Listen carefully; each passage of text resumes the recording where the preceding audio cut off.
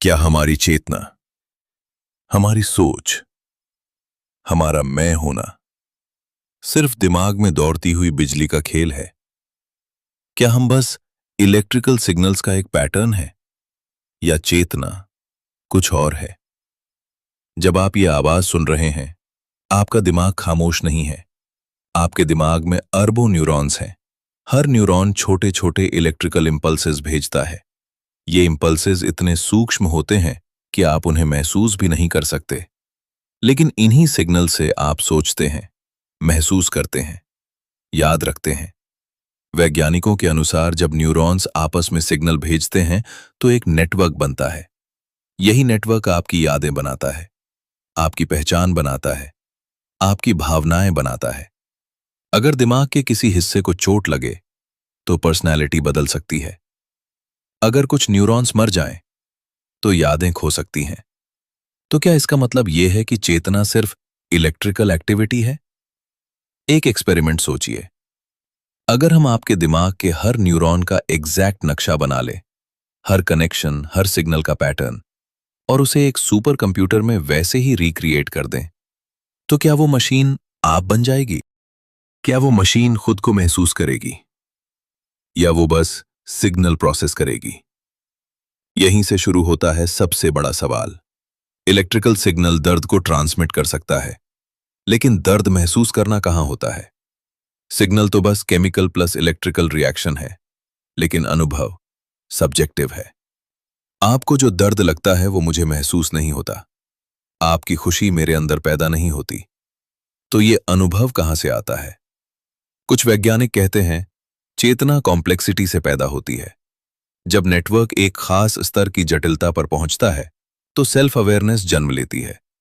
जैसे पानी के अणु अलग अलग होते हैं, लेकिन एक स्तर पर तरल बन जाते हैं, वैसे ही न्यूरॉन्स का जाल एक स्तर पर मैं बन जाता है। लेकिन कुछ लोग मानते हैं कि चेतना सिर्फ बिजली नहीं है। वो कहते हैं इलेक्ट्रिसिटी तो कंप्यूटर में भी है, लेकिन कंप्यूटर दर्द महसूस नहीं करता।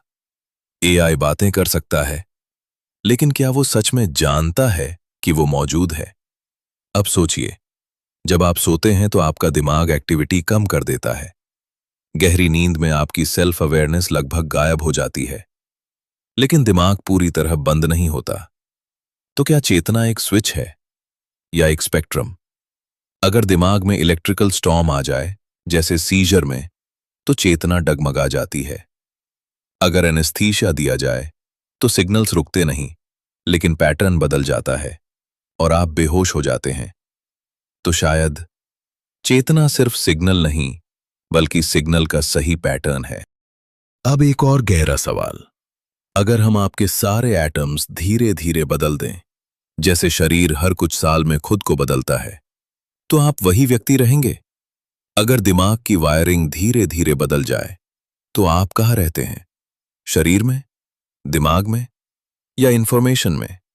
कुछ थियरीज कहती हैं चेतना इंफॉर्मेशन का एक पैटर्न है। जैसे सॉफ्टवेयर हार्डवेयर पर चलता है, वैसे ही माइंड ब्रेन पर चलता है। हार्डवेयर बदल सकता है, लेकिन पैटर्न वही रहे तो आप बने रहते हैं। लेकिन अभी भी कोई अंतिम जवाब नहीं है।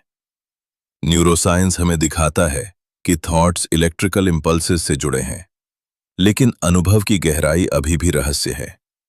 हो सकता है हम सिर्फ बिजली के सिग्नल हों, या हो सकता है बिजली सिर्फ माध्यम हो। जैसे बल्ब में रोशनी दिखती है, लेकिन रोशनी सिर्फ तार नहीं है।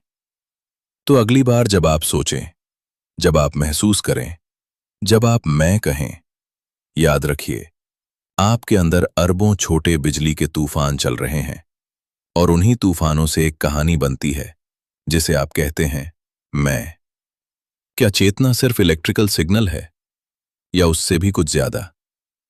ये सवाल शायद विज्ञान पूरी तरह हल कर दे, या शायद हमेशा रहस्य बना रहे। लेकिन एक बात तय है, आप अभी सिर्फ सुन नहीं रहे, आप महसूस कर रहे हैं, और वही सबसे बड़ा चमत्कार है।